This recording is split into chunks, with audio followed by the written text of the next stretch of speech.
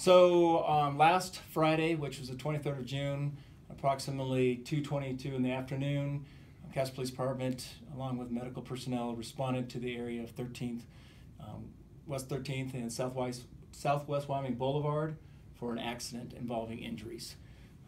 Upon our arrival, we did find two vehicles that were actually sitting about 200 feet south of that intersection at that time the investigation started. We did find out that the driver of the brown vehicle, his name was Charles Bloom, 89-year-old male of Casper, was already deceased when officers arrived at the accident. The male, 33-year-old male driving the red pickup was not injured at that time. That we saw, he did not have any medical attention. So what was a factor for the crash? Was it maybe speed or distraction? So what happened as far as there was an autopsy performed on Mr. Bloom, and the results from that is that Mr. Bloom actually was traveling southbound on Southwest Wyoming Boulevard approaching 13th Street.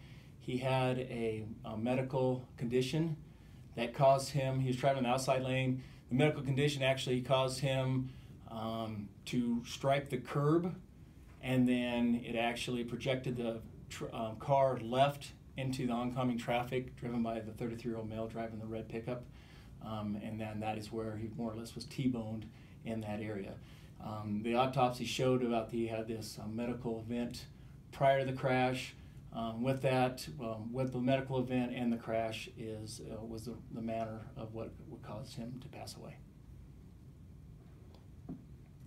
There was no alcohol involved with anyone. The deceased, Mr. Bloom, was not wearing a seatbelt at the crash. Witnesses actually were there saying that the vehicle was not being driven by anyone, and we believe from that, after the autopsy, that this medical event may have caused him to slump over in the seat because a couple of eyewitnesses said that the car wasn't being driven by anyone.